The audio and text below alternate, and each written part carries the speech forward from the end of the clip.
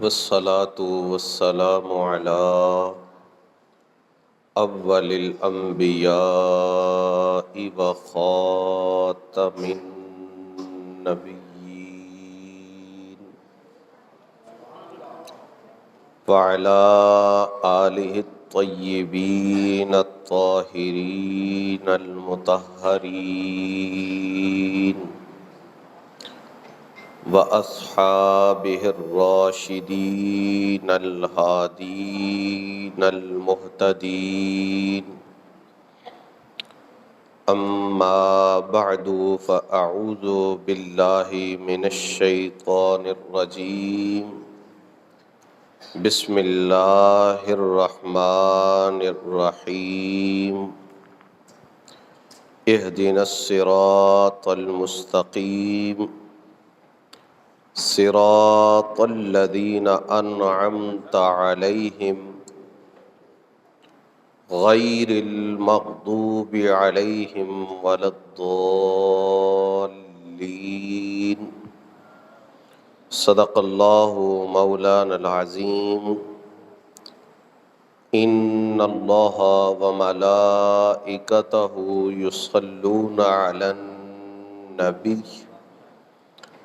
يا أيها الذين آمنوا صلوا عليه وسلموا تسليما اللهم صل على محمد وعلى آل محمد وبارك وسلم الصلاة والسلام عليك يا سيدي يا رسول الله وعلى آلك وأصحابك يا سيدي يا حبيب الله الصلاة والسلام عليك يا قائد الغر المحجلين وعلى آلك وأصحابك يا شفيع المذنبين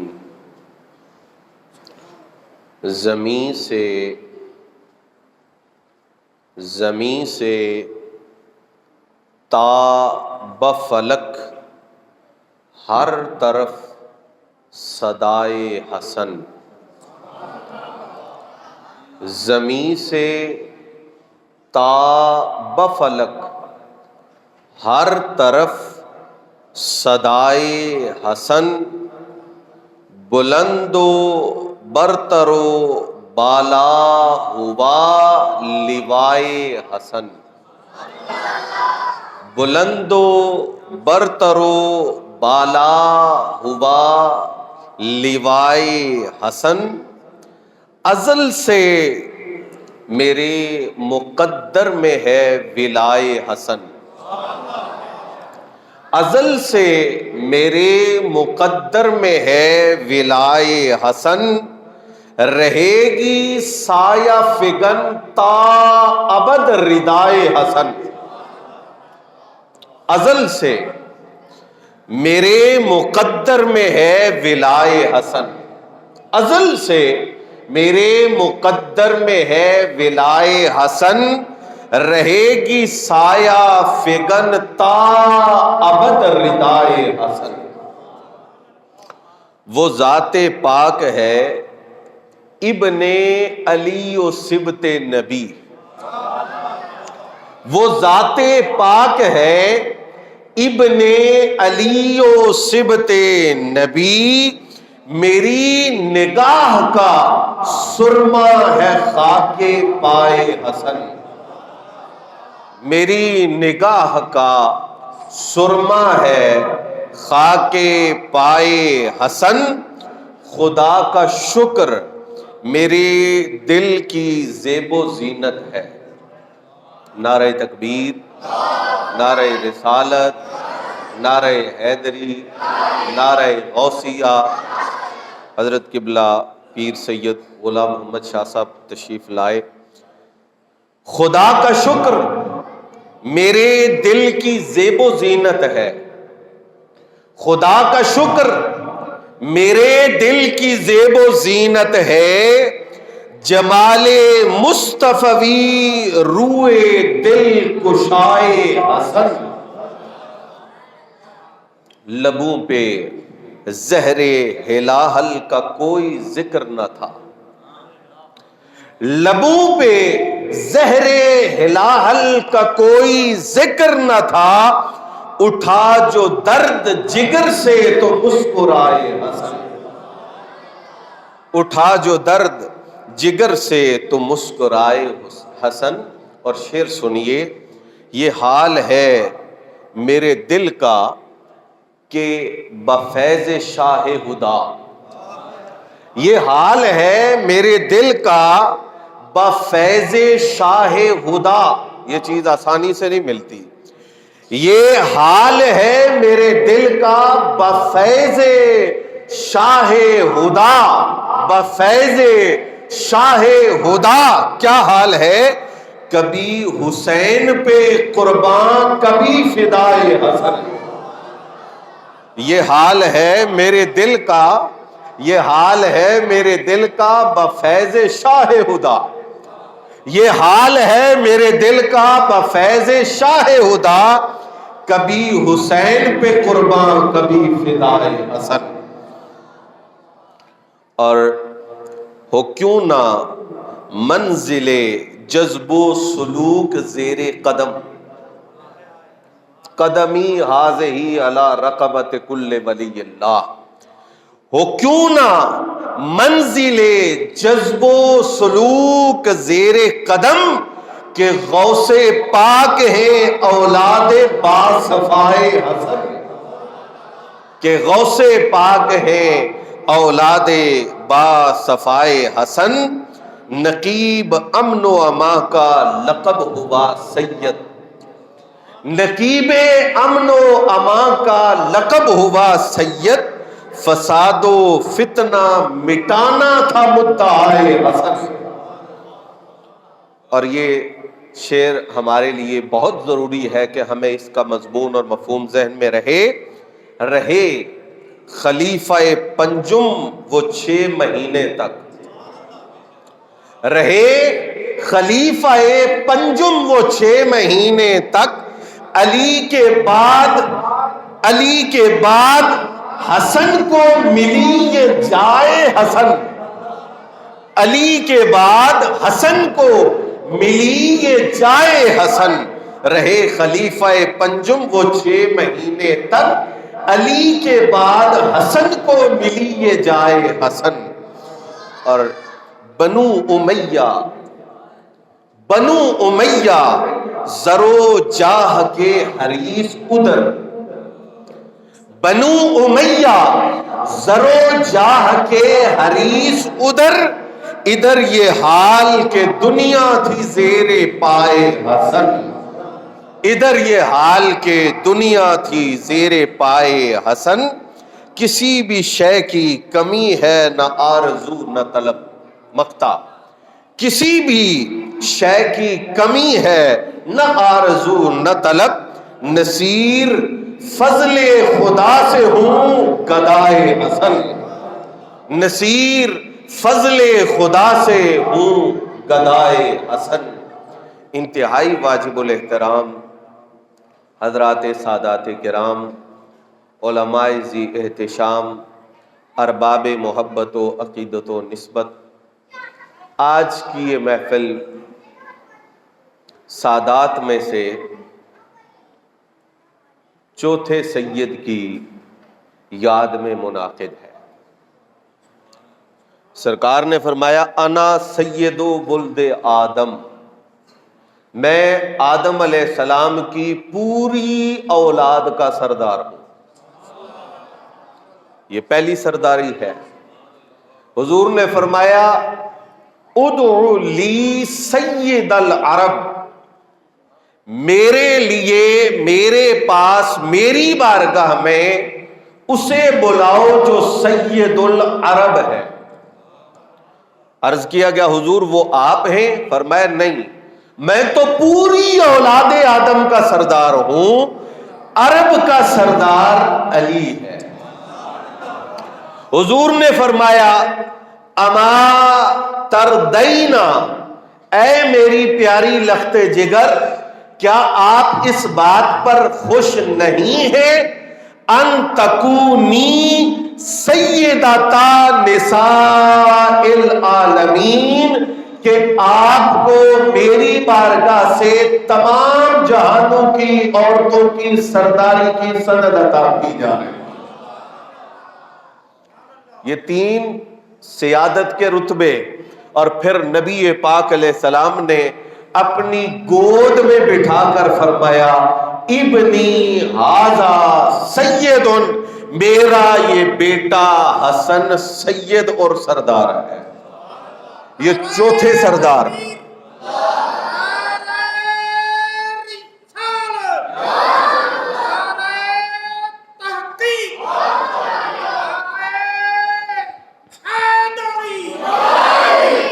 سرکار نے فرمایا حمزہ بن عبد المطلب، میرے چچا جان، یہ سید الشہداء ہیں، اور ان کے بعد جو شخص جابر، ظالم، فاسق، فاجر حکمران کے سامنے ڈٹ کر کلمہ حق کہے گا وہ بھی سید الشہداء ہے۔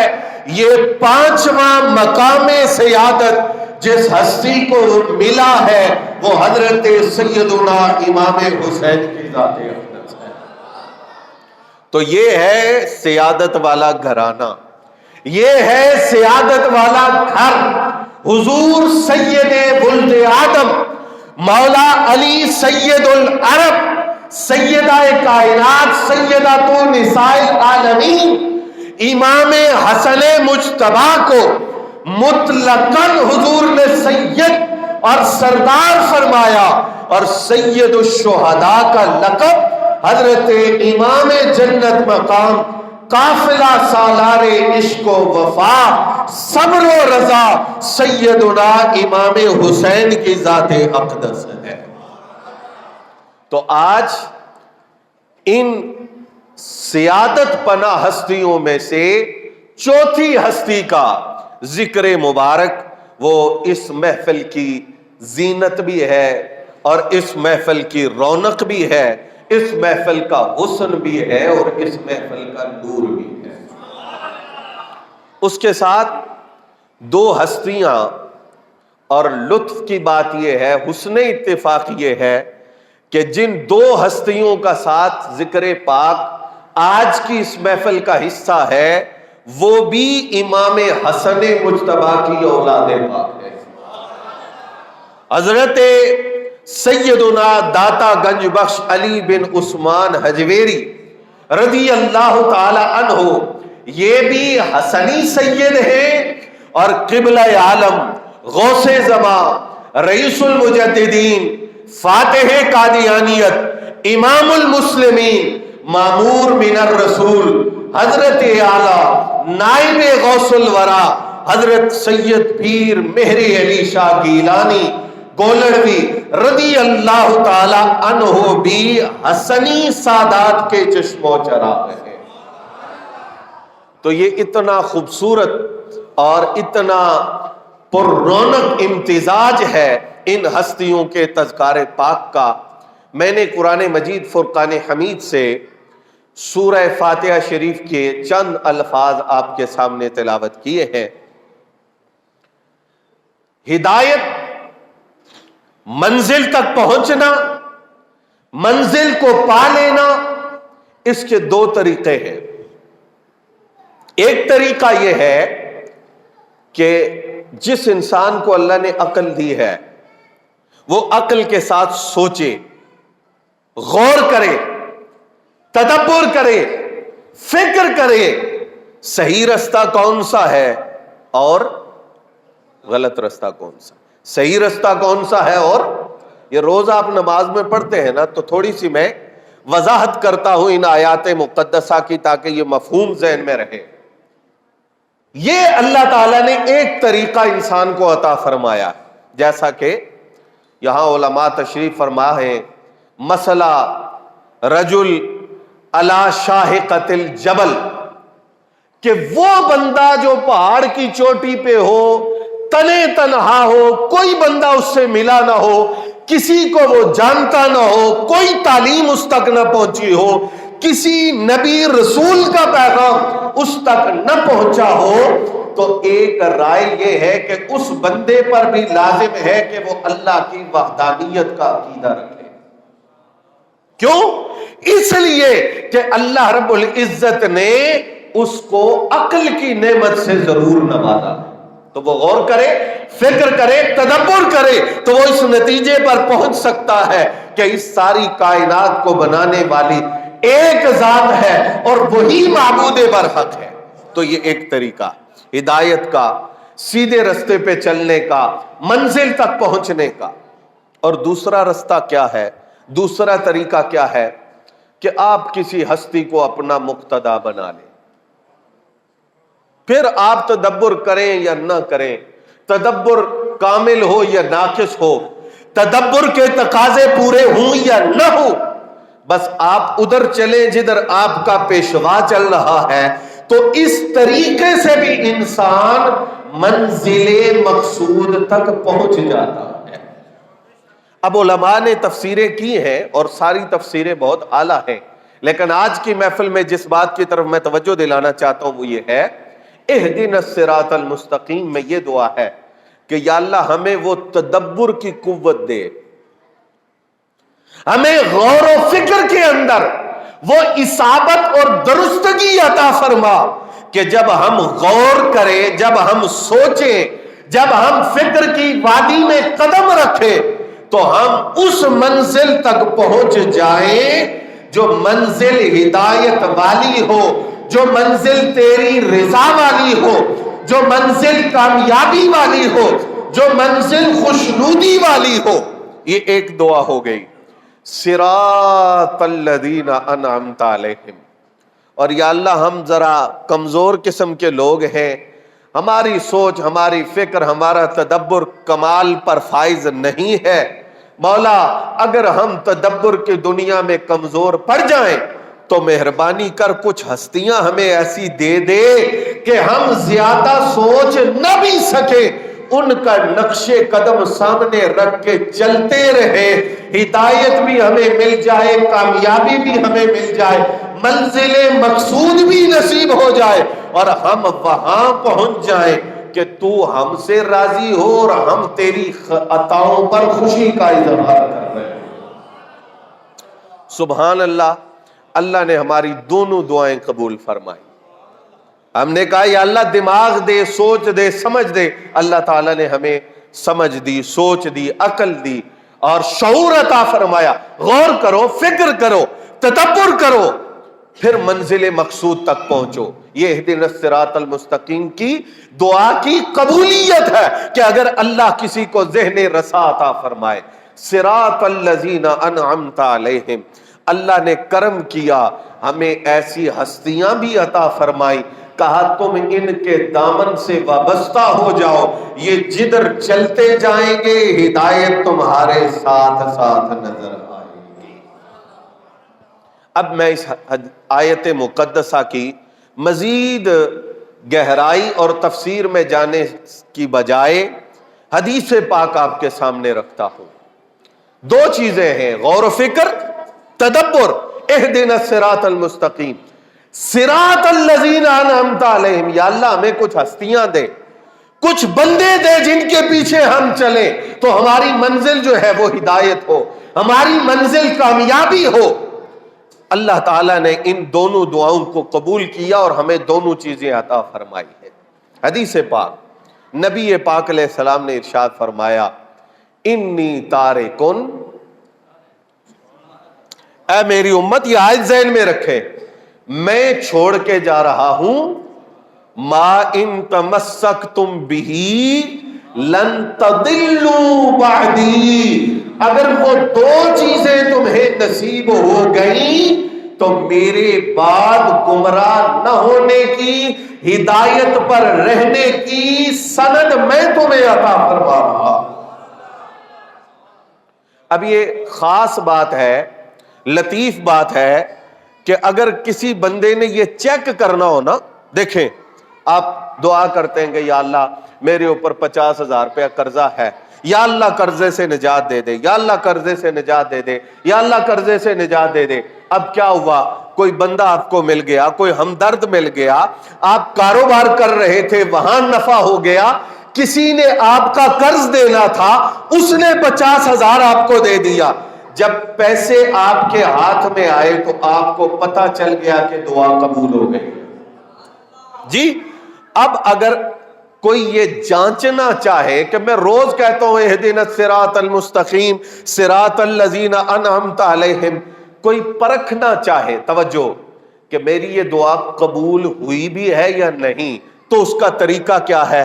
یہ حدیث پاک سن لیں، پھر اپنا محاسبہ کریں، پھر اپنے اوپر غور اور فکر کریں، ہم اس نتیجے تک پہنچ جائیں گے کہ کیا اللہ نے ہماری یہ دعا قبول فرمائی ہے یا ابھی مزید دعا کرنے کی ضرورت ہے، ابھی یہ دعا درجہ قبولیت کو نہیں پہنچی۔ تو میرے کریم آقا نے فرمایا میں تمہارے پاس وہ چیز چھوڑ کے جا رہا ہوں، اگر اسے تھامے رکھو گے تو ہدایت کی سند میں تمہیں عطا فرما دوں۔ دو چیزیں کون سی؟ فرمایا احدہما اعظم من الاخر، دونوں چیزیں بڑی اعلیٰ پائے کی ہیں، ایک سے بڑھ کر ایک ہے، کسی ایک کو بھی نظر انداز نہیں کیا جا سکتا۔ پہلی چیز کتاب اللہ، اللہ کی کتاب قرآن، حبل ممدود من السماء الى الارض، فرمایا یہ آسمان سے زمین کی طرف لٹکی ہوئی رسی کی طرح ہے۔ فرمایا وَعِطْرَتِي أَهْلُ بَيْتِي، اور دوسری چیز میری عطرت اور میری اہل بیت ہے۔ ہم نے دو دعائیں کی، یا اللہ غور فکر تدبر کی اصابت دے، اللہ کے محبوب نے ہمیں غور فکر تدبر کے لیے قرآن عطا فرمایا ہے۔ ہم نے کہا مولا وہ بندے عطا فرما، وہ ہستیاں عطا فرما، وہ شخصیات عطا فرما جن کے نقش قدم پہ چلے۔ مصطفیٰ نے فرمایا وَعِطْرَتِي، پیار سے بولے وَعِطْرَتِي أَهْلُ بَيْتِي، فرمایا اگر وہ ہستیاں چاہیے، اگر وہ بندے چاہیے تو میری عطرت اور میری اہل بیت وہ ہستیاں ہیں جن کے نقش قدم پہ چلنا تمہیں مصطفیٰ سے ملا دے گا، تمہیں رب تعالیٰ سے ملا دے گا۔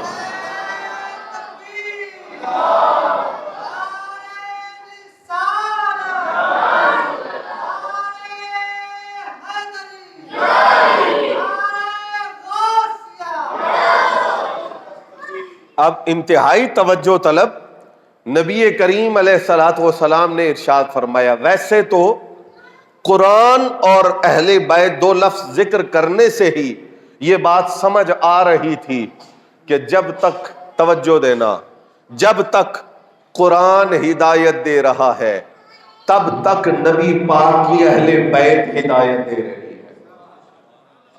ہے۔ آج قرآن ہمارے پاس ہے نا موجود، ہم قرآن سے ہدایت حاصل کرتے ہیں نا، تو آپ کو یقین رکھنا چاہیے جس طرح آج تک قرآن ہمیں ہدایت دے رہا ہے، مصطفیٰ کریم کی اہل بیت بھی آج تک ہمیں ہدایت عطا فرما رہی ہے۔ فرمایا لیکن میرے آقا نے بات کو بڑا واضح فرما دیا، فرمایا لن یتفرقا۔ آج لوگ کہتے ہیں آل نہیں ہے، اہل بیت نہیں ہے، ان کے ذریعے ہدایت نہیں مل رہی۔ بھئی یہ آپ فیصلہ کریں خود۔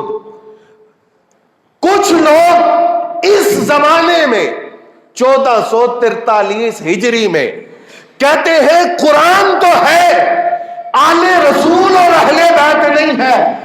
آج کے دور میں جن سے ہم ہدایت لیں، یہ قرآن الگ کر رہے ہیں، آل رسول الگ کر رہے ہیں، اور 14 صدیاں پہلے سیدہ آمنہ کے لال نے فرمایا ہے یہ دونوں الگ نہیں ہو سکتے۔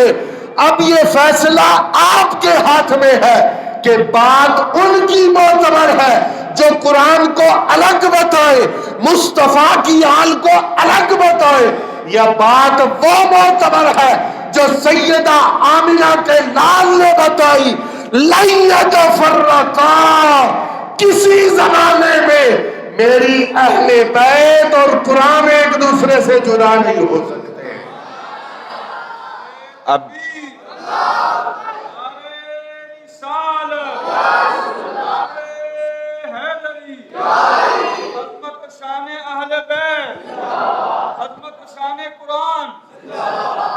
اب ابہام چھوڑا کوئی نہیں ہے نا، غیب دان نبی ہے، سب کچھ سامنے ہے۔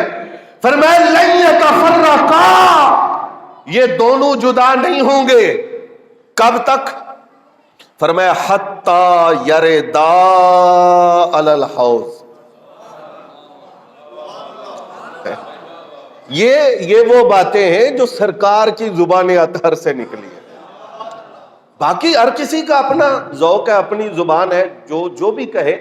اور پھر آج کل میڈیا نے تو سب کو بہت ہی آزاد کر دیا ہے، لیکن میں آپ ہر مسلمان ہم پابند ہیں اس بات کے جو رب کے قرآن میں آئی ہے اور مدینے والے آقا نے اپنی مبارک زبان سے ارشاد فرمائی۔ فرمایا یہ جدا نہیں ہوں گے، حتی یردا علی الحوض، حتی یردا علی الحوض، دونوں تلفظ موجود ہیں۔ حتی یردا علی الحوض کا مطلب یہ ہے یہاں تک کہ حوض کوثر پہ یہ دونوں کٹھے آئیں گے۔ حتی یردا علی الحوض کا مطلب یہ ہے جب حوض کوثر پہ قرآن میرے پاس آئے گا تو میری اہل بیت بھی میرے پاس آئے گی۔ اب یہ جو بات میں آج کی اس محفل کی برکت سے اور یہاں بیٹھے ہوئے سادات کی برکت سے کرنے لگا ہوں، یہ زندگی میں نے کبھی پہلے نہیں کی، آج پہلی دفعہ آپ کی خدمت میں عرض کر رہا ہوں۔ توجہ چاہوں گا، نبی پاک نے فرمایا یہ دونوں کٹھے میرے پاس آئیں گے۔ توجہ دینا، یہ دونوں کٹھے آئیں گے۔ آتا وہ ہے جو پہلے پاس موجود نہ ہو، آئیں گے۔ مولا علی تو پہلے سے ساتھ موجود ہیں، وہ تو حوض کوثر تقسیم کرنے پہ ہیں، ان کی تو وہاں ڈیوٹی ہے۔ مائی صاحبہ تو ساتھ ہیں، حسنین کریمین طیبین طاہرین وہ تو ساتھ موجود ہیں، یہ آنے والے کون ہیں؟ یہ اتنی آسانی نہیں ہے کہ آپ سرکار کی حدیثوں کو تبدیل کر دیں اور کہیں یہ اس دور کی آل تھی، بس بات ختم ہو گئی، وہ چلے گئے دنیا سے۔ کملی والے نے فرمایا وہ آئیں گے۔ یہ کون آئے گا؟ یہ غوث پاک آئیں گے، یہ علی اجویری آئیں گے، یہ غریب نواز آئیں گے، یہ سیدنا میرے علی شاہ آئیں گے۔ حضور نبی پاک صلی اللہ تعالیٰ علیہ وسلم کی قیامت تک کی اولاد نبی پاک کی بارگاہ میں آئے گی۔ اس لیے مصطفیٰ نے فرمایا کسی زمانے میں، کسی دور میں، کسی وقت میں قرآن اور آل کو الگ الگ کر کے نہ دیکھنا۔ جس زمانے میں قرآن تمہیں ہدایت کا نور عطا فرما رہا ہوگا، اس زمانے میں ہدایت کی روشنی بھی تمہیں میرے گھرانے سے ملتی جا رہی ہے۔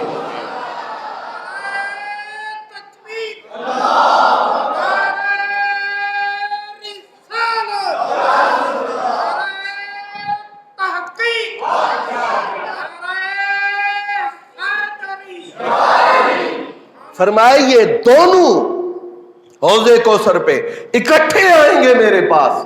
اس کا مطلب یہ ہے کہ سرکار دو عالم نے فکر کے لیے، غور کے لیے، تدبر کے لیے ہمیں قرآن کی طرف راغب کیا۔ اور اگر کسی کے پیچھے چلنا ہے، کسی کا نقش قدم اپنانا ہے، تو پیارے آقا نے اس مقصد کے لیے ہمیں اپنی اہل بیت عطا فرمائی۔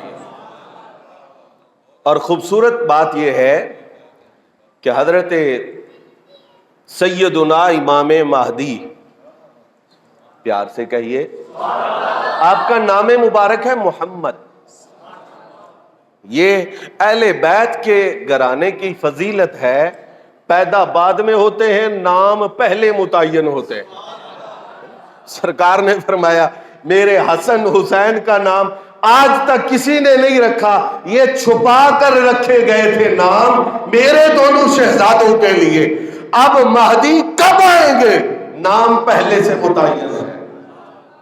اچھا صرف آپ کا نہیں، حضور نے فرمایا اس کا نام میرے نام پہ ہوگا، اس کے والد کا نام میرے والد محترم کے نام پہ ہوگا، محمد بن عبداللہ، لیکن لقب کیا ہے مہدی؟ لقب کیا ہے؟ اتنی جلدی نہ کریں ہدایت اور آل مصطفیٰ کو جدا کرنے میں، ابھی تو جو آخر پہ تشریف لے کے آنے والے ہیں ان کا لقب ہی مہدی ہے، جس کا لقب مہدی ہے۔ اور ہادی اور مہدی میں فرق کیا ہے؟ ہادی کے لفظ نہیں فرمائے، مہدی کے لفظ فرمائے، حالانکہ جو مہدی ہوتا ہے وہ ہادی بھی ہوتا ہے، جو ہادی ہوتا ہے وہ مہدی ہوتا ہے، لیکن سرکار نے فرمایا مہدی بڑی توجہ چاہوں گا، کہا میری اولاد کا رشتہ میرے ساتھ اتنا پکا ہے کہ کئی 100 سال گزرنے کے بعد میرا بیٹا مہدی آئے گا، مگر تعلق ایسا ہوگا مجھ سے ہدایت لے رہا ہوگا، زمانے میں ہدایت تقسیم کر رہا ہوگا۔ اس کیفیت کو کچھ لوگ سمجھ ہی نہیں سکتے کہ رسول پاک کی اولاد کا رسول پاک سے رشتہ کتنا مضبوط ہے۔ وقت کا گزرنا، زمانے کا گزرنا، ٹائم کا گزرنا اس رشتے کو کمزور نہیں کر سکتا۔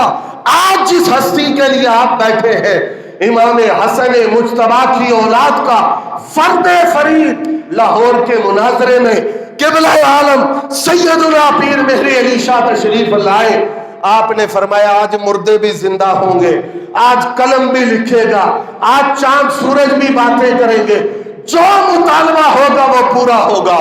کسی سنگی نے، کسی بیلی نے، کسی مرید نے عرض کیا حضور اگر وہ آ گیا، یہ مطالبے ہو گئے تو پھر؟ آپ نے فرمایا کٹی قلے دے زور تے کددی۔ ایک دفعہ پیار سے کہے نا۔ اب یہ تو بڑا سادہ سا جملہ بولا، لیکن اس جملے کی گہرائی میں اترو کہ 13 صدیاں گزرنے کے بعد تاجدار گولڈا کہہ رہے ہمارا رابطہ آج بھی مضبوط ہے، ہمارا تعلق آج بھی مضبوط ہے، میں نے کہنا ہے پورا تو میری سرکار نے کرنا ہے نا۔ تو فرمایا وہ مہدی ہوگا، صرف ہادی نہیں مہدی ہوگا، میری بارگاہ سے ہدایت لے گا، کائنات میں تقسیم کرے گا۔ جو خوبصورت نکتہ ہے وہ یہ کہ امام مہدی سرکار کے وصال اقدس کے 100 سال بعد تشریف نہیں لائے، 400 سال بعد بھی نہیں، 1000 سال، اب 14 صدیاں گزر گئی ہیں، ابھی تک نہیں آئے۔ قیامت کے قریب، قیامت کے بالکل، اس کا مطلب کیا ہے؟ تاکہ امت کو پتہ رہے قیامت کے قریب جا کر بھی یہ نہ سوچنا ہو پہلے سید نہیں رہے، فرمایا اس وقت بھی اگر تمہیں ہدایت ملے گی تو میری اولاد کے واسطے سے ملے گی۔ اور ایک بات میں کہہ رہا ہوں، غور کریں آپ، علماء سے پوچھیں، یہ علماء تشریف فرمائے، عیسیٰ علیہ السلام آسمان سے اتریں گے نا، امام مہدی آسمان سے وہ پیدا ہوں گے، اور جس گھرانے میں پیدا ہوں گے وہ گھرانہ اس وقت دنیا میں ہے نا؟ کیوں نہیں؟ ایسے تو نہیں ہے، ایسے تو نہیں ہے نا کہ وہ دھاری نہیں ہے دنیا میں، پھر کیسے پیدا ہوں گے؟ وہ گھرانہ اس دنیا میں موجود ہے۔ اس کا مطلب یہ ہے، ایک جملہ آپ حضرات کی نظر کر رہا ہوں، نبی پاک نے فرمایا جناب آدم سے لے کر میرے والدین تک سب ہدایت پر تھے، مطلب یہ ہوا جناب آدم سے جناب محمد تک اور جناب محمد سے محمد تک۔ امام مہدی کا نام کیا ہے؟ امام مہدی کا نام کیا ہے؟ محمد۔ جناب آدم سے جناب محمد تک جناب محمد سے حضرت محمد مہدی تک فرمایا ہدایت اگر کہیں بھی نظر نہ آئے تو ہدایت دینے والا گھرانہ یہی محمد مصطفیٰ کا گھرانہ ہے۔ تو یہ ایک تسلسل ہے۔ ہاں جی، ہمارے پیر صاحب نے وہ، میں اس کو تفصیلاً تو نہیں بتاؤں گا، لیکن ایک بندے کو مخاطب کر کے کہا تھا کہ ہمارے باپ دادا کو تو دنیا جانتی ہے، آپ کے باپ دادا کون ہیں، آپ کی نسل کا ثبوت کیا ہے؟ آپ اوروں کو سرٹیفکیٹ دے رہے ہیں، اوروں کو سند دے رہے ہیں، آپ کی اپنی سند کیا ہے؟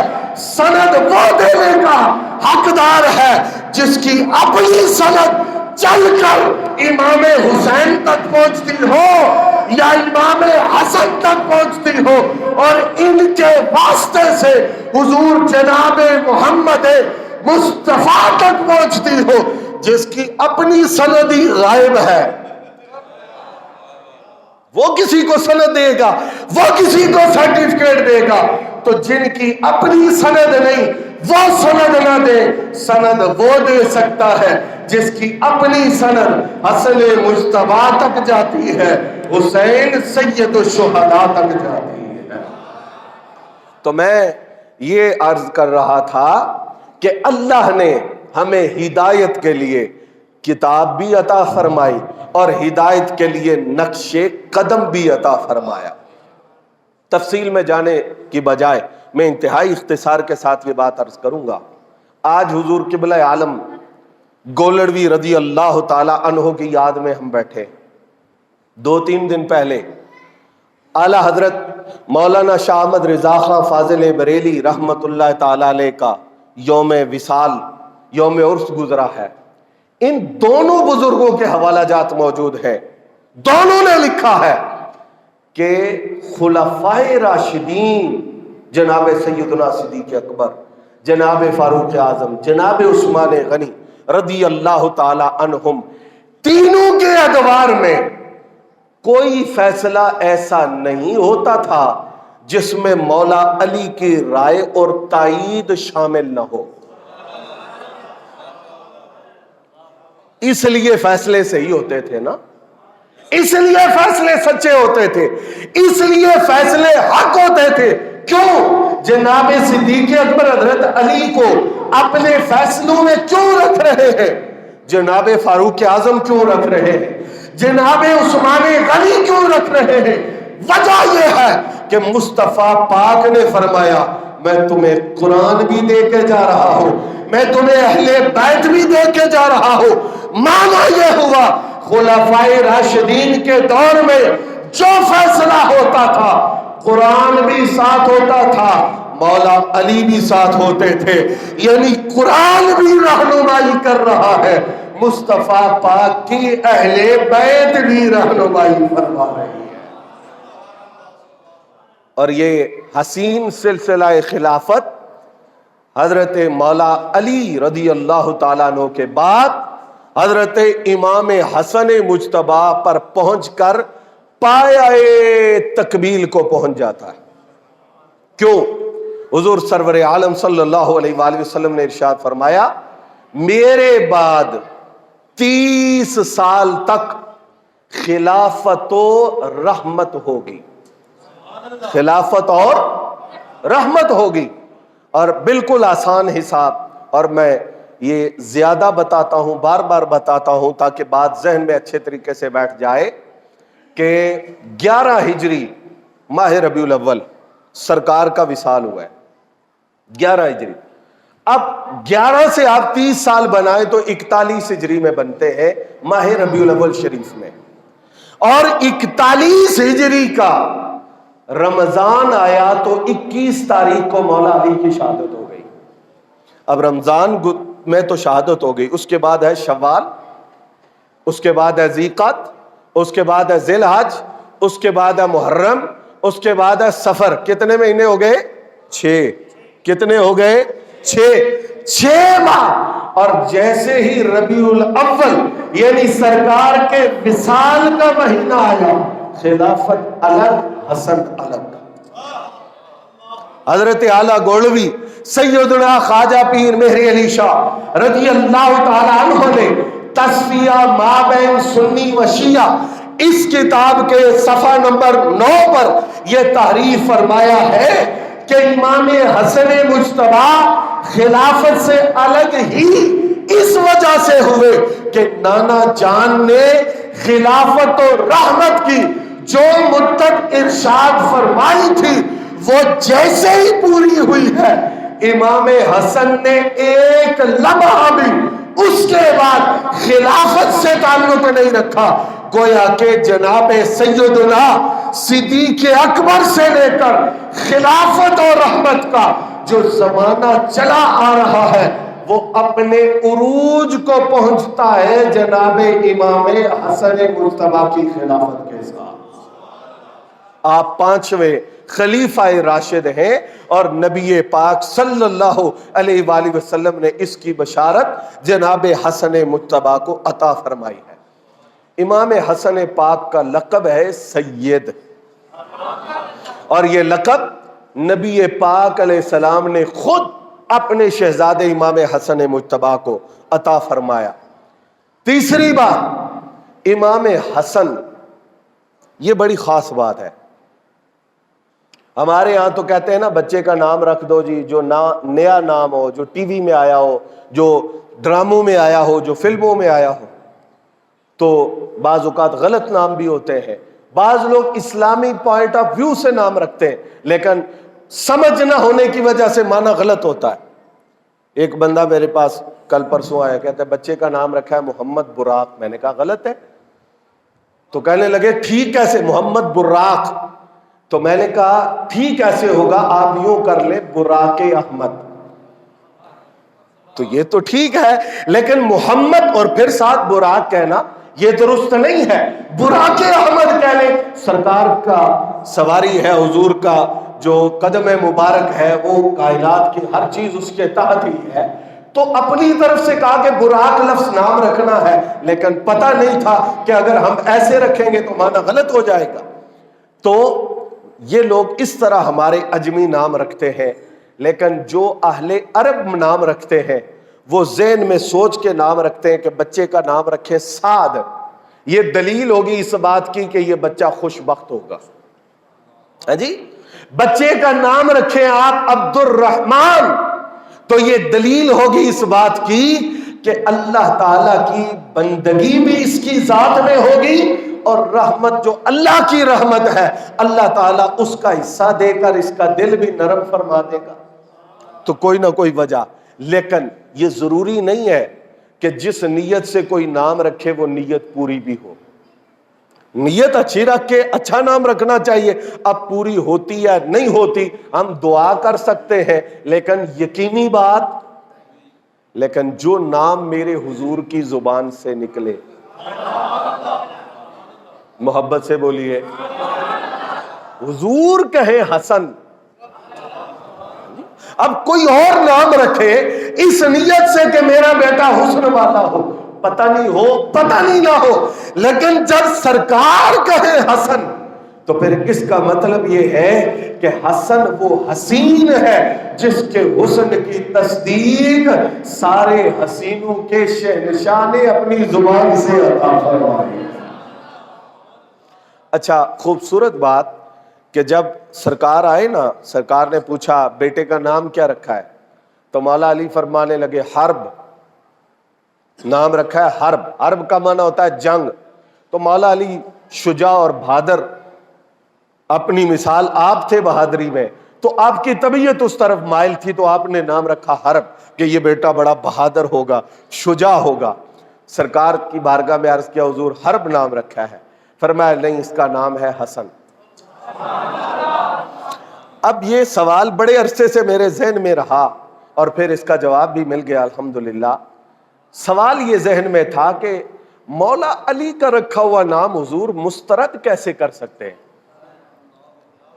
یہ اختیار کی بات نہیں، پیار کی بات۔ اختیار میں تو حضور جو چاہیں کریں، اور پیار یہ ہے، سرکار مولا علی کو فرماتے اما تردا، علی تو اس طرح خوش نہیں ہے، علی تو اس طرح خوش نہیں ہے، علی تو اس طرح خوش نہیں ہے۔ اس کا مطلب سرکار مولا علی کو خوش دیکھنا چاہتے ہیں۔ آپ کی خوشی میں حضور کی خوشی ہے، اختیار کی بات نہیں، پیار کی بات کر رہا ہوں۔ نام رکھا، اور نام بھی اپنے بیٹے کا رکھا۔ سرکار نے فرمایا حرب نہیں، حسن ہے۔ اب جو وجہ، جو جواب میرے ذہن میں آیا وہ یہ ہے، حرب کا معنی ہوتا ہے بہادری والا، شجاع، جنگجو۔ سرکار نے کہا اب علی کے بیٹے کو یہ نام رکھنے کی بھلا کیا ضرورت ہے؟ اس کے بہادر ہونے کے لیے اور اس کی بہادری کے اعلان کے لیے کیا اتنا کافی نہیں ہے کہ وہ علی کا بیٹا ہے؟ یہ نام رکھ کے ضرور بتانا ہے کہ یہ بہادر ہے، یہ جنگجو ہے۔ حسن کی بہادری پر اتنی گواہی کافی ہے کہ اس کی رگوں میں خون علی کا ہے، یہ بیٹا علی کا ہے، تو اس سے بڑھ کر بہادری کی اور دلیل نہیں چاہیے۔ فرمایا نام حسن ہے، علی کا بیٹا ہونا اس کی بہادری کی دلیل ہے۔ تو پھر حضور حسن کیوں؟ فرمایا اس لیے میرے حسن کا وارث حسن ہے، میرے حسن کا وارث۔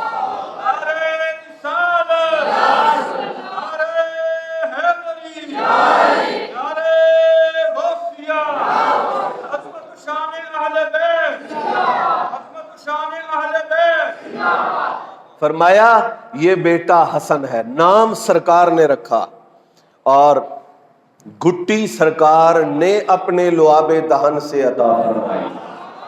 ہاں جی، حضور نے اپنے لعاب دہن سے۔ اور پھر اتنی بات ہی نہیں ہے، نبی پاک علیہ السلام نے فرمایا کہ یہ میرا بیٹا ہے، یہ میرا بیٹا ہے۔ دیکھیں ایک بڑی غور طلب بات ہے، اگر کوئی کسی کا بیٹا ہونا، یہ بہت غور سے سمجھے بات، وہ اس کا باپ ہے، بیٹا ہے، شناختی کارڈ پہ ولدیت لکھی ہوئی ہے، ایک بندہ اس پہ تہمت ہی لگا دیتا ہے بالفرض، کہتا ہے تو اس کا بیٹا نہیں ہے، یہ بندہ گناہگار ہے، کافر نہیں ہے۔ اگر غلط کہہ رہا ہے، گناہگار ہے، کافر نہیں ہے۔ اگر واقعی کوئی کسی کا بیٹا ہو اور کوئی انکار کر دے نہیں نہیں تو اس کا بیٹا نہیں ہے، تو یہ کہنے والا گناہگار ضرور ہے، کافر نہیں ہے۔ لیکن جس کو میرے نبی اپنی زبان سے بیٹا کہہ دیں، بس سمجھ آ رہی ہے بات؟ حضور کی زبان سے جس کے لیے ابنی کے لفظ نکلے، سرکار جس کو بیٹا کہے، میں کہتا ہوں کوئی کسی کا بیٹا ہو اس کا انکار کفر نہیں ہے، لیکن میرے مصطفیٰ جو بات اپنی زبان سے نکال لے، اگر کوئی کہتا ہے کہ میں مصطفیٰ کی زبان سے نکلی ہوئی بات کو نہیں مانتا، تو کملی والے کے سامنے کھڑے ہونے والا اسلام کی دولت سے محروم ہو جائے گا۔ اب یہ جو حسین مرحلہ ہے، شکل بھی حضور والی، اور پھر سرکار یہ فرما رہے ہیں کہ یہ میرا بیٹا ہے۔ آپ بخاری شریف اٹھائیں، حضرت سیدنا صدیق اکبر خلیفہ اول امیر المومنین رضی اللہ تعالی عنہ اپنے کندھوں پر امام حسن کو اٹھاتے، پیار سے بولے، کندھوں پر اٹھاتے ہیں اور اٹھا کر کہتے ہیں شبیہم بالنبی۔ صدیق قربان آپ کی عظمت پر، آپ بات وہی کرتے ہیں جو میرے حضور کی زبان سے نکلی ہے۔ نبی پاک نے فرمایا یہ حسن ہے، یہ میرے حسن کا وارث ہے۔ صدیق کہتے شبیہم بالنبی، یہ بیٹا جو میں نے اپنے کندھوں پہ اٹھایا ہے یہ نبی پاک کا شبیہ ہے، یہ نبی پاک کا۔ مفتی سید علی اکبر شاہ صاحب تشریف فرما ہے، تو ان کی موجودگی میں اور بھی سارے لوگ بیٹھے ہیں۔ عام طور پر یہ کہا جاتا ہے کہ حسن پاک سر سے لے کر ناف تک حضور جیسے، حسین پاک ناف سے لے کر قدموں تک سرکار جیسے۔ میں یہ عرض کرتا ہوں حسن پاک سر سے لے کر پاؤں تک حضور جیسے۔ حسین پاک سر سے لے کر پاؤں تک حضور جیسے. آپ کہیں گے حدیث پاک میں تو آیا ہے، حدیث پاک میں شبیہ کے لفظ نہیں ہے، حدیث پاک میں اشبہ کے لفظ ہے. یہ اس میں تفضیل کا صیغہ ہے.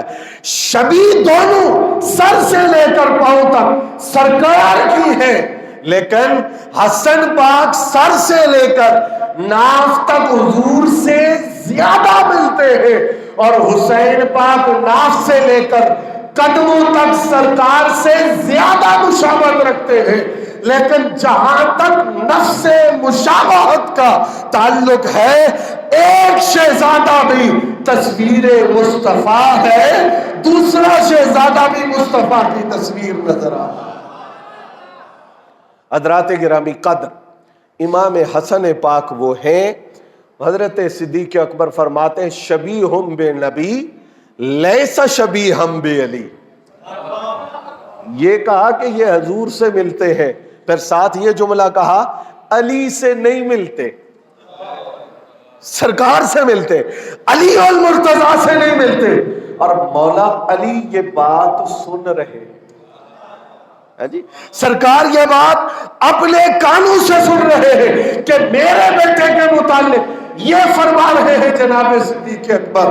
اور مولا کائنات وہ ہیں جو حق بات کی تصدیق کرنے والے ہیں، اگر چپ بھی رہے تو تصدیق ہے. لیکن مولا علی مسکرا کر جناب صدیق اکبر کی اس بات کی تصدیق فرما رہے ہیں. حضور نبی اکرم صلی اللہ علیہ وآلہ وسلم نے ارشاد فرمایا حسن میرا محبوب ہے. حسن میرا، ویسے حضور جو ان سے محبت کرتے تھے وہ بتاتی ہے کہ محبوب ہے، لیکن میں پھر وہ بات دہرا رہا ہوں میرے بھائیوں، اس دور کے اندر ان باتوں کو سنو. میرے آقا کی زبان سے کسی بات کا نکلنا یہ معمولی چیز نہیں ہے. اگر پھر مثال دے رہا ہوں، اگر آپ کہیں میں فلاں بندے سے محبت کرتا ہوں وہ میرا محبوب ہے، کوئی آپ کو جھٹلا دے جھوٹ بول رہا ہے، اگر آپ جھوٹ نہیں بول رہے تو وہ صرف گناہگار ہوگا. لیکن سرکار کہیں فلاں میرا محبوب ہے، یہ ذہن میں رکھے کہ جو بات میرے آقا کی زبان سے نکلتی ہے اس کا مقام یہ ہے. فرش والے بھی احترام کرتے ہیں، عرش والے بھی حسن کو محبت کی نگاہ سے دیکھتے ہیں، یہ کملی والے کا محبوب ہے. حضور نبی کریم صلی اللہ تعالی علیہ وآلہ وسلم مائی صاحبہ کے گھر تشریف لاتے ہیں اور فرماتے ہیں اے نہ لکا، بچے کو لاڈ سے، پیار سے، محبت سے عرب لکا کہتے ہیں، لکا. حضور نبی کریم فرماتے اے نہ لکا. صحابہ کرام سرکار سب منتظر ہیں کہ حسن پاک کب آتے ہیں. اور یہ روایت میں یہ لفظ موجود ہے. صحابہ کرام کہتے ہیں ہمارے ذہن میں تھا کہ پتہ نہیں مائی صاحبہ کپڑے تبدیل کروا رہی ہیں، غسل کروا رہی ہیں، تیاری کروا رہی ہیں، لیٹ کیوں ہیں؟ فرمایا کچھ دیر گزری، امام حسن آئے، دونوں بازو کھلے ہیں، سرکار نے ان کو دیکھ کے اپنے بازو کھول دیے. اور ایک اور محبت کا جملہ میں ساتھ ملا دوں، یہ تبھی محبتیں نہیں ہیں. نبی پاک کا کسی سے محبت کرنا، جس کو سرکار محبوب بنا لے اس کو محبوب سمجھنا، اس سے محبت رکھنا، یہ تیرے اور میرے دین اور ایمان کا مسئلہ ہے. اب آپ انداز دیکھیے، یہ وہی محبوب ہے جو ایک نظر اوپر اٹھائیں تو کعبہ بدل جائے، جس طرف اٹھ گئی دم میں دم آ گیا جی. اس نگاہ عنایت پہ صرف نگاہ، نماز میں حضور نے نگاہ اٹھائی آسمان کی طرف، قد نرا تقلب وجہ، صرف نگاہ اگر اٹھتی ہے تو کعبہ تبدیل ہو جاتا ہے. اٹھائیں کتابیں. امام حسن گلی میں آ رہے ہیں، بڑی توجہ اور پورے پیار سے سننا. سرکار سامنے تشریف فرما ہوئے، اب سرکار نے حسن پاک کو دیکھ کر اپنے دونوں بازو پھیلا دیے. مقصد کیا تھا؟ حسن میری طرف آئے. اب حسن پاک ادھر کو چلتے ہیں، حضور نے اپنا رخ ادھر موڑا، اور بھائی نظر اٹھانے سے قبلہ بدل رہا ہے. کملی والے نے اپنا پورا جسم پھیرا کدھر؟ جدھر حسن ہے. حسن پاک پھر اس طرف جاتے ہیں، سرکار اس طرف رخ کرتے ہیں. حسن پاک ادھر جاتے ہیں، سرکار ادھر رخ کرتے ہیں.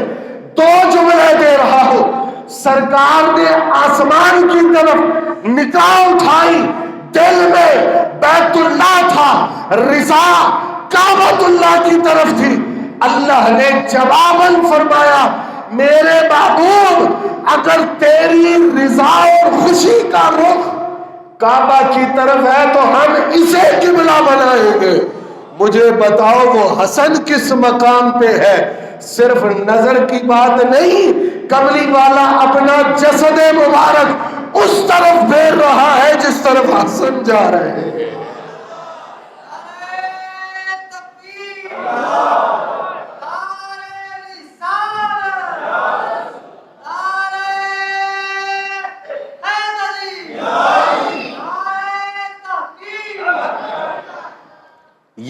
یہ ہیں محبتیں. اور پھر میں بارے دیگر کہہ رہا، صحابہ کرام رضوان اللہ علیہم اجمعین نے معمولی بات نہیں. آج کوئی عالم صاحب سادات کا احترام کریں، انہیں اٹھ کے ملے، پوچھا جائے کیوں آپ احترام کر رہے ہیں، وہ کہیں کہ جی سید ہیں. سید کیا ہوتے ہیں؟ آؤ میں تمہیں بتاؤں سید کیا ہوتے ہیں. حضرت امام حسن مجتبیٰ جب کہیں گزرتے چلتے پھرتے حضرت جناب سیدنا ابو ہریرہ کی نظر پڑتی، دیکھ کے ہی کہتے یا سیدی. اب لوگ پوچھتے یہ آپ کیوں کہہ رہے ہیں؟ فرمایا سرکار نے ان کو سید کا لقب عطا فرمایا.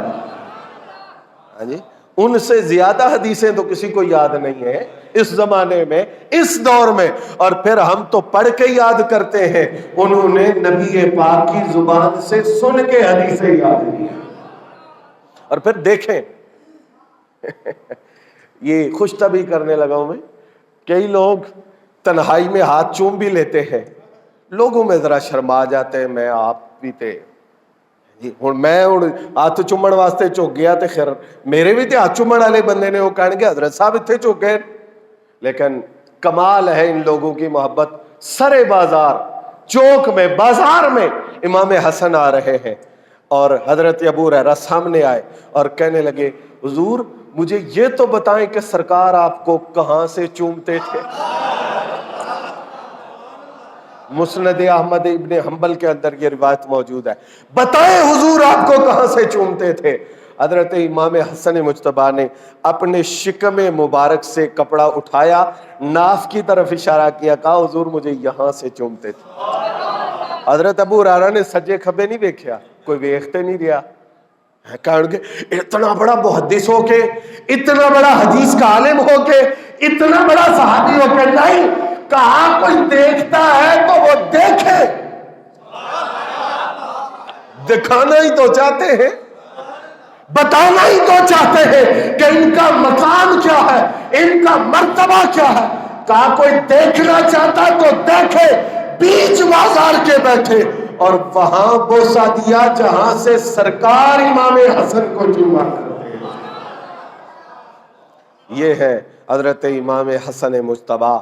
امام حسن کے حسن کے لیے بس اتنا کافی ہے کہ دنیا ان کو دیکھ کے کہتی تھی نواسا اتنا حسین ہے تو نانا کتنا حسین ہو. اور بھی بہت کچھ ہے. یہاں تک بھی ہوتا تھا کہ حسن سرے مجلس نہ آیا کرو، جہاں تم آ جاتے ہو پھر کسی اور پہ نظر نہیں پڑتی. پھر نہ کوئی یہ دیکھتا ہے کہ بادشاہ کون ہے، عہدہ کس کے پاس ہے، حکومت کس کے پاس ہے، دولت کس کے پاس ہے، مال کس کے پاس ہے. دنیا کچھ نہیں دیکھتی. دنیا دیکھتی ہے تو صورت مصطفیٰ دیکھتی ہے. تو حسن سر مجلس نہ آیا کرو، پھر دنیا تجھے دیکھتی ہے، ہمیں کوئی نہیں دیکھتا. تو امام حسن اس پہ بھی صابر رہے ہیں. امام حسن مجتبیٰ وہ ہستی ہیں کہ جن کی سخاوت یہ ہے کہ حضرت داتا صاحب آپ کا بھی ذکر خیر ہو جائے، چونکہ وقت بھی زیادہ طویل نہیں ہے تو حضرت داتا صاحب نے لکھا، فرمایا قیامت تک کے لیے حلم اور برداشت کی خیرات دنیا کو حسن دیتا ہے، یا کشف المحجوب اٹھائے، اور فرمایا قیامت تک ابتلا اور آزمائش پہ صبر کرنے کی خیرات بارگاہ حسین سے ملتی ہے۔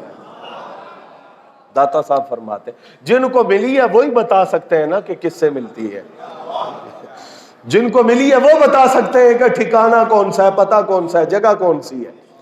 تو آپ داتا صاحب فرماتے ہیں کہ ایک دن ایک بندے نے آ کے امام حسن مجتبیٰ کو گالیاں دینا شروع کر دی، تو آپ نے اسے کہا کہ بھائی کیا مسئلہ ہے تیرا، کوئی پریشانی ہے تو بتاؤ، میں دور کرتا ہوں، کوئی چیز ضرورت ہے میں دیتا ہوں۔ گالیاں سن کے یہ کہنے والا حسن ہو سکتا ہے۔ آج بھی میں ہاتھ باندھ کے عرض کرتا ہوں جہاں تک میری آواز جائے، علماء حق، مسلک اہل سنت کے جو علماء ہیں، خدا کے لیے اپنی زبان وہ رکھیں پتہ چلے تم مدینے والے محبوب کے غلام ہو۔ تمہارا لہجہ، تمہاری گفتگو، تمہاری گفتار سے مولائے کائنات کی محبت کی خوشبو آنی چاہیے۔ امام حسن ممبر پہ بیٹھے ہیں اور یہ بھی نہیں کہ اختیار کوئی نہیں، آپ اس وقت امیر المومنین ہیں، بندے نے آ کے گالیاں دینا شروع کر دی۔ جواب کیا ہے گالیوں کا؟ کوئی ضرورت ہے تو بتاؤ میں پوری کر دیتا ہوں۔ اس نے گالیاں بڑھا دی، گالیاں زیادہ کر دی۔ امام حسن نے خادم کو فرمایا جاؤ فلاں فلاں چیز لے کے آؤ اور اسے دو۔ جب اس کے سامنے وہ چیز آ گئی، فرمایا یار معذرت کرتا ہوں، تجھے مجھ تک آنا پڑا، پھر آ کر گالیاں دینا پڑی، پھر میں نے تیری یہ حاجت پوری کی، چاہیے تو یہ تھا کہ تو گھر میں ہی بیٹھا ہوتا تو میں تیری ضرورت پوری کر دیتا۔ یہ سلوک جب دیکھا تو اس نے کہا میں گواہی دیتا ہوں، تمہارا کردار بتاتا ہے کہ تم رسول اللہ کے بیٹے ہو، تمہاری گفتار بتاتی ہے کہ تم رسول پاک کے شہزادے ہو۔ تو امام حسن کی یہ سخاوت بھی ہے اور امام حسن کا یہ حلم بھی ہے، برداشت بھی ہے۔ آپ کی شہادت کے یہ ایام ہے امام حسن مجتبیٰ کے، اور زیر خورانی کے ذریعے آپ کی شہادت ہوئی۔ حضور نبی پاک صلی اللہ تعالی علیہ وآلہ وسلم پر اللہ رب العزت نے قرآن مجید کی یہ جو آیتیں نازل فرمائی ہیں، مرج البحرین یلتقیان بینہما برزخ لا یبغیان یخرج منہما اللؤلؤ والمرجان، دو دریا چلتے ہیں، دو سمندر چلتے ہیں، مرج البحرین یلتقیان، اور دونوں جدا نہیں ہوتے، ایک دوسرے سے ملتے ہیں، ان کا ایک دوسرے سے تعلق ہے، لیکن وہ ایک ہے یہ دوسرا ہے، دو ہے، دو ضرور ہے لیکن دونوں آپس میں ملتے ہیں۔ بینہما برزخ لا یبغیان، درمیان میں ایک برزخ ہے، ایک رکاوٹ ہے، یہ ادھر نہیں جاتا وہ ادھر نہیں آتا۔ تو مفسرین کرام کی ایک جماعت نے یہ لکھا ہے، کہا ایک بحر نبوت ہے، ایک بحر ولایت ہے۔ بحر نبوت حضور ہے، بحر ولایت مولا علی ہے۔ ہاں جی، مولا علی نبی نہیں ہے، یہ ایک الگ سمندر ہے، وہ ایک الگ سمندر ہے، لیکن نبی پاک سے جدا یلتقیان، دونوں کٹھے ہیں۔ درمیان میں برزخ ہے کہ یہ مقام نبوت پر نہیں ہے لیکن حضور کے ساتھ ہے۔ یخرج منہما اللؤلؤ والمرجان، فرمایا جب یہ دو بحر ملتے ہیں تو پھر اس سے لؤلؤ اور مرجان دو موتی نکلتے ہیں۔ یہ ایک موتی جو لؤلؤ ہے، لؤلؤ وہ موتی ہوتا ہے جو سبز رنگ کا ہوتا ہے، اور مرجان وہ موتی ہوتا ہے جو سرخ رنگ کا ہوتا ہے۔ کا ایک شہزادے کو زہر کھلایا گیا اور رنگ سبزی مائل ہوا، دوسرے پہ خنجر تلوار تیر چلائے گئے اور رنگ سرخی مائل ہوا۔ فرمایا یہ لؤلؤ حسن ہے اور مرجان حسین ہے۔ یہ باغ نبوت، بحر نبوت اور بحر ولایت سے آنے والے دو موتی ہیں۔ ایک کو دنیا حسن کے نام سے جانتی ہے، دوسرے کو دنیا حسین کے نام سے۔ یہ ہے गुलदस्ता हसनैन करीमैन तय्यबैन ताहिरैन, और क़यामत तक के लिए जितने भी सादात हैं, जितने भी सैयद हैं, जितनी भी हुजूर की नस्ल है, वो इन्हीं दो शहजादों के खून, इन्हीं दो शहजादों के फैज और इन्हीं दो शहजादों के मुकद्दस खानवादा का नूर है, जो क़यामत तक इस उम्मत को नूरे हिदायत की रोशनी से शनासा कर रहा है। हज़रात गिरामी कद्र, मेरे हजरत क़िबला आलम सैयदना ख्वाजा पीर सैयद मेहर अली शाह गीलानी रज़ी अल्लाह ताला अन्हो का उर्स पाक ये लम्हात शुरू हो गए हैं। तो ये हुस्न इत्तेफाक है कि 28 सफ़र इमाम हसन मुज्तबा का विसाल पाक है और 29 सफ़र हुजूर क़िबला आलम सैयदना पीर मेहर अली शाह गीलानी रज़ी अल्लाह ताला अन्हो का यौम विसाल है। वो बात जहाँ से मैंने आगाज़ किया था आपके ज़हन में होनी चाहिए कि हिदायत के लिए कुरान भी है, हिदायत के लिए हुजूर की, ठीक है ना। अब मिर्ज़ा कादियानी ने दावा किया कि मैं नबी हूँ और बहुत सारा कुछ कहा, कुरान तो मौजूद था, लेकिन किसी ने ये नहीं कहा कि मैं कुरान मजीद से उसके सारे जवाबात दे लूँगा, मैदान में उतरूँगा। ये बात जहन में रखे, कश्ती जब भी डूबती है तो सहारा लगाने के लिए नबी पाक की आल ही मैदान में उतरती है। अब वो हस्ती जो मैदान में आए और मिर्जा कादियानी को चैलेंज किया और फिर कामयाबी हुई। जब हुजूर क़िबला आलम मुनाजरे के लिए चले तो तरीका क्या होता है, बक्सा उठाओ, तालिब इल्मो किताबा चुको, मुनाजरा करन जाना है। अब हजरत आला जब मैदान मुनाजरा के लिए रवाना हुए तो संगियों ने अर्ज किया, हुजूर कौन कौन सी किताबें साथ रखनी है, हवाले किधर किधर लगाने हैं, हाँ जी, कहाँ कहाँ से आप उसको जवाब देंगे। आपने फरमाया किसी किताब की जरूरत नहीं, तने तनहा क़िबला आलम आए। वजह क्या है, इनको जाहिरी किताबों की जरूरत नहीं, मदीने वाले आका ने कुरान और अहले बैत को क़यामत तक एक दूसरे के साथ जोड़ दिया। फरमाया वो जहां से भी बात करना चाहे बात करेगा, कुरान अल्लाह की पाक किताब हमारे सीने में मौजूद है। गोया कि इस जमाने में जब लोग कुरान से हिदायत ले रहे थे तो कुरान मजीद के औराक को सामने रख के जिस हस्ती ने पूरी उम्मत के ईमान का दिफा किया, वो हस्ती सैयदना पीर सैयद मेहर अली शाह गीलानी। एक डॉक्टर साहब हैं, प्रोफेसर हैं, बड़े अच्छे बाज़ौक बंदे हैं। वो कहने लगे कि पीर मेहर अली शाह साहब ने हजारों सफ़े लिखे मिर्ज़ा कादियानी के रद में। तो आजकल तो बहुत मुश्किल होता है अपने आप को काबू में रखना, लेकिन पीर मेहर अली शाह साहब की हजारों सफ़ात पर मुश्तमिल किताबें जो हैं, उनमें एक जुमला भी ऐसा नहीं मिलता जो अखलाकियात से गिरा हुआ। तो भाई इतनी बात उन्होंने कही तो मैंने अर्ज किया, मैंने कहा ये हो भी नहीं सकता, इसलिए कि जब हुक्म सरकार का है कि मेहर अली लिख, तो फिर कैसे लिखना है, ये सलीका भी तो बारगाह मुस्तफा से ही मिलेगा ना, ये अंदाज भी तो सरकार की बारगाह से मिलेगा। और ये मत कहे कोई कि मेरा अपना तखमीना है या मैं अकीदत में कह रहा हूं। हुजूर क़िबला आलम जब दौरा हदीस शरीफ पढ़ते थे, अभी तालिब इल्मी दौर था, तो आपने ये इरशाद फरमाया हम हदीस पढ़ते हैं और कोई कोई दिन ऐसा भी आता है कि हदीस वाले आका खुसूसी करम फरमाते हैं। ये और फिर हुजूर ने फरमाया कि मेहर अली वो तावील की कैंची से मेरी अहदीस को कुतर रहा है, आप खामोश क्यों बैठे हैं? इसलिए आपको कहते हैं मामूर मिनर रसूल, कि आपने जो कुछ तहरीर फरमाया, जो कुछ लिखा, उसको लिखने का हुक्म आपको बारगाह रिसालत से अता फरमाया। हुजूर क़िबला आलम सैयदना पीर मेहर अली शाह साहब रदी अल्लाह ताला अन्हु इस शान की हस्ती है कि सरकार ने फरमाया इन अल्लाह यबासु लिहाज़िहिल उम्मत अला रास कुल्ले मिअत सनत मन युजद्दिदु लहा दीनहा, फरमाया अल्लाह इस उम्मत के लिए हर सदी में एक ऐसा बंदा भेजता है जो दीन की तजदीद करता है। लेकिन उसके कारनामे देख के पता चलता है कि ये मुजद्दिद है।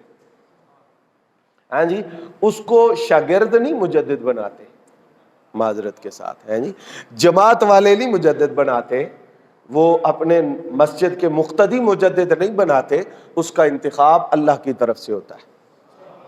और इसकी दलील देखिए कि हजरत सैयदना पीर मेहर अली शाह साहब कुरान मजीद नाजरा पढ़ने के लिए गए उस्ताद साहब के पास, और जब नाजरा कुरान मजीद पूरा हुआ, बगैर इरादा के अलहम्द से वन्नास तक पूरा कुरान याद हो गया। हाँ जी, ये अपनी कोशिश से नहीं है। और एक दिन उस्ताद ने आपको सबक दिया और किताब ऐसी थी जो किरम खुर्दा थी, यानी कीड़ा उस किताब को लग गया, दीमक लग गई, खा गया वो मकाम। तो आप गए और जाके अल्लाह की बारगाह में इस्तिगासा किया एक दरख्त के नीचे कि या अल्लाह मेहरबानी फरमा, सबक तो याद करके सुनाना है। आप फरमाते एक दरख्त के ऊपर सबक जाहिर हुआ, मैंने देखा, मैंने याद किया, जब याद हो गया वहां से वो सबक गुम हो गया।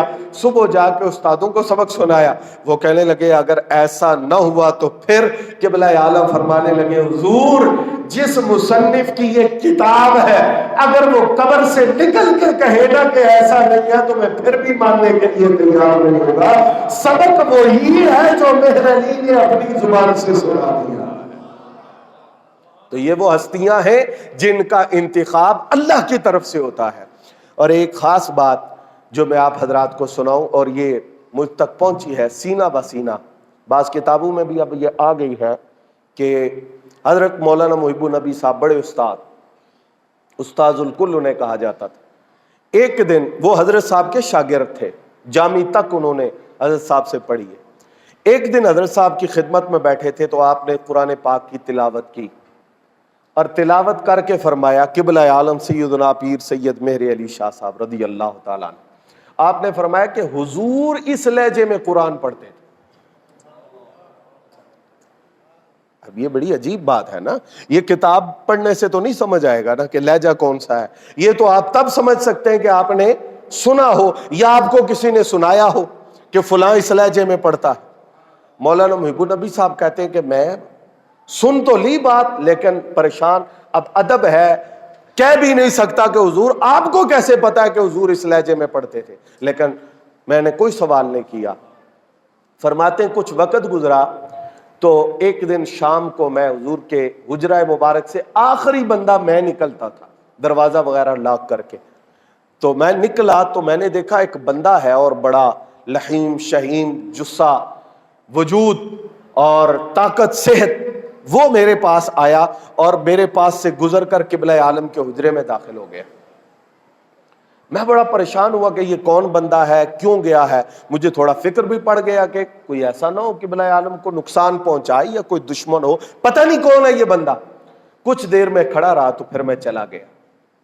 2 4 माह 6 माह गुजर गए। मेरे ज़हन में सवाल क्या कि आपको कैसे पता है सरकार इस लहजे में कुरान पढ़ते हैं?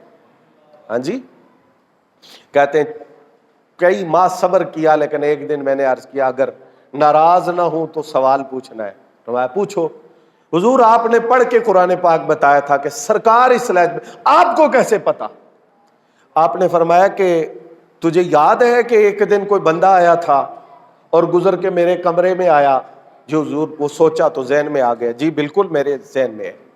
फरमाया वो इंसान नहीं था, वो जिन था। जो मेरे हुजरे में आया वो इंसान नहीं था, वो जिन था। और वो हर जुमारात को मुझसे मिलने आता है, नमाज असर तुम्हारे साथ पढ़ता है, इंसानी शक्ल में होता है, तुम्हें पता नहीं चलता। 1 महीना, साल के 11 महीने वो हाजिरी देता है, 1 महीना नहीं आता। तो मैंने उससे पूछा, हजरत साहब फरमाते हैं कि 1 महीना क्यों नहीं आते भाई? उसने कहा जी हमारा एक पेशवा है, जिन रहनुमा है हमारा, बड़ा है, तो वो 11 महीने गार में रहता है, 1 महीना बाहर आता है और 1 महीना वो हमें दर्स देता है और हम उसका दर्स सुनते हैं।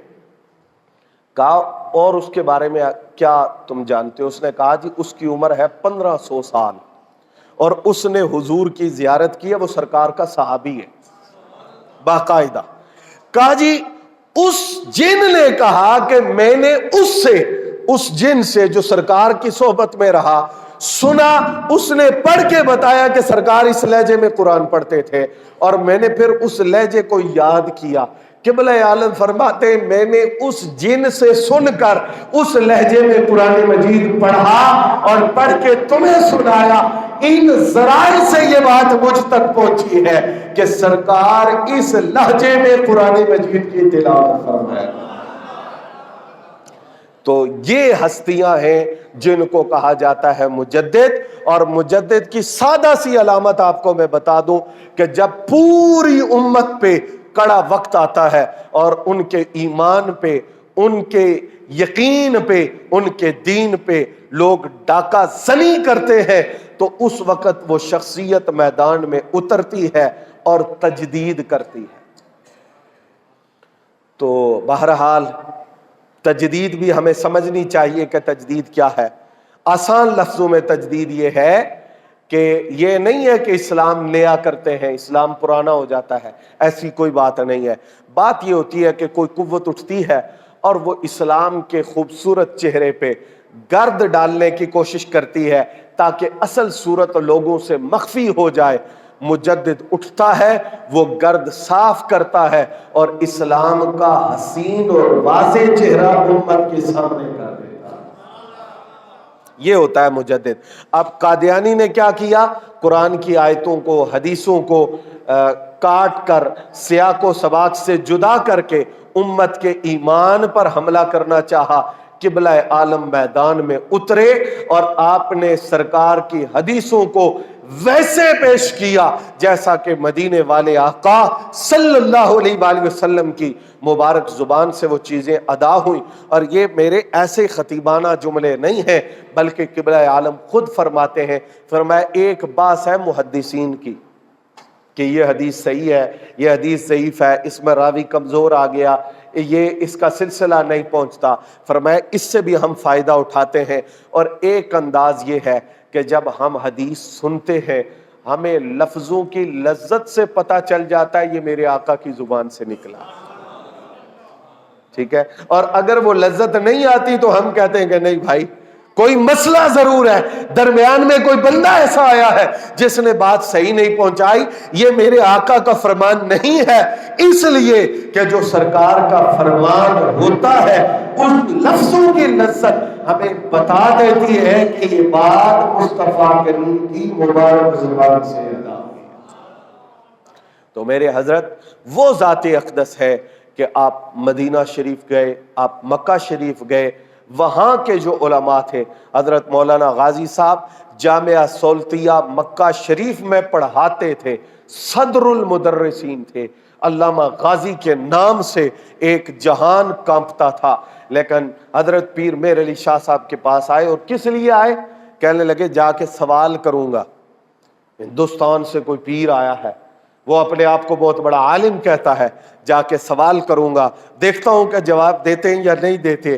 لیکن کہتے ہیں کہ جب میں حاضر ہوا آپ بیت اللہ شریف موجود تھے، بیت اللہ شریف کے قرب میں بیٹھے تھے، تو مجھے آئے تھے سوال کرنے، ہمت اتنی نہیں ہوئی کہ قبلہ عالم کے چہرے کے سامنے بیٹھوں. کہتے میں پیٹھ کے پیچھے بیٹھ گیا اور آنکھوں سے دیکھا کہ انوار و تجلیات بدن اطہر پہ نازل ہو رہے ہیں.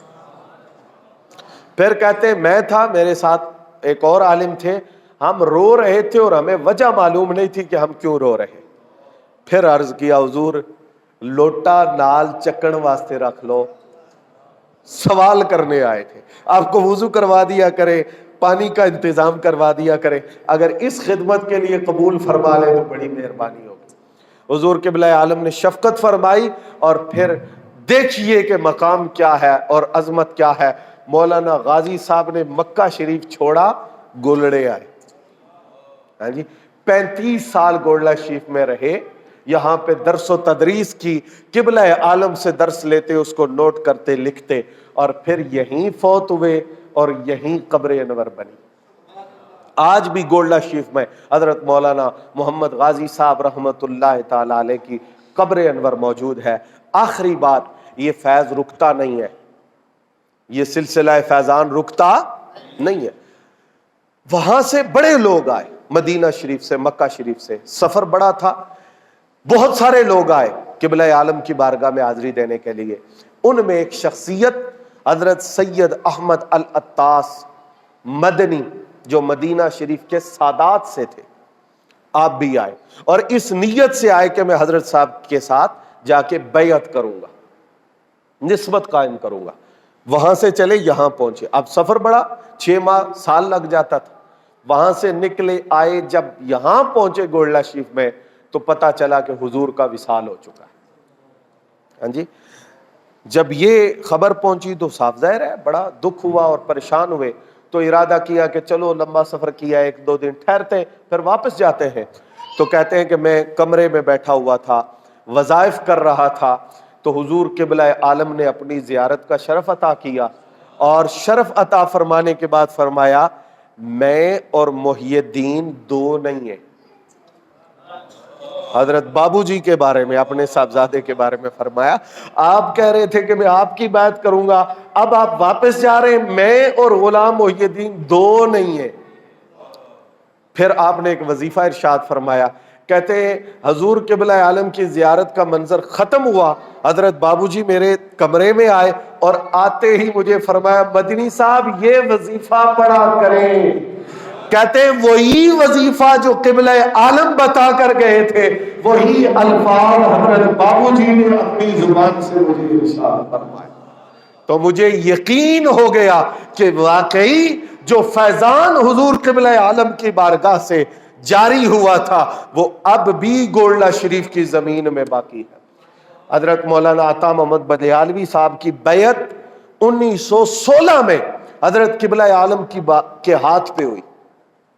یہ مرید تھے قبلہ عالم کے، لیکن جب قبلہ عالم کا وصال ہوا تو لوگ کہتے تھے قبلہ عالم کو حضرت صاحب، اور بابو جی کو کہتے تھے صاحبزادہ صاحب۔ مولانا عطا محمد صاحب ناراض ہوتے تھے، وہ کہتے تھے یوں نہ کہو، بابو جی حضرت صاحب ہے، یہ فرق نہ کرو۔ اور آپ نے اس فرق کو مٹانے کے لیے بغداد شریف حضور غوث پاک کے قدموں میں حضرت بابو جی کے ہاتھ پہ بیعت کی، حضور میرا یہ عقیدہ پکا ہو جائے کہ جس طرح میں قبلہ عالم کو حضرت صاحب اور اپنا پیر و مرشد سمجھتا ہوں، اسی طرح آپ کو بھی حضرت صاحب اور اپنا پیر و مرشد سمجھتا ہوں۔ جن لوگوں نے دیکھا ہے، حضرت علامہ عبدالغفور ہزاروی شیخ القرآن رحمت اللہ علیہ فرماتے تھے، حضرت صاحب، یہ پنجابی کا جملہ ہے سن لیجئے، حضرت صاحب نے کئی لے کے گولڑے وچ گوڈی کیتی ہے، یہ روحانیت کی گوڈی ہے۔ حضرت صاحب نے کئی لے کے گولڑے وچ گوڈی کیتی ہے تے باؤ جی نے ٹریکٹر چلائے نے۔ یہ علامہ ہزاروی فرمایا کرتے تھے کہ فیض کم نہیں ہوا، وقت گزرنے کے ساتھ فیض میں اضافہ ہوا ہے۔ فرمایا کرتے تھے حضرت صاحب کئی لے کے گوڈی کیتی ہے، باؤ جی ٹریکٹر چلائے نے۔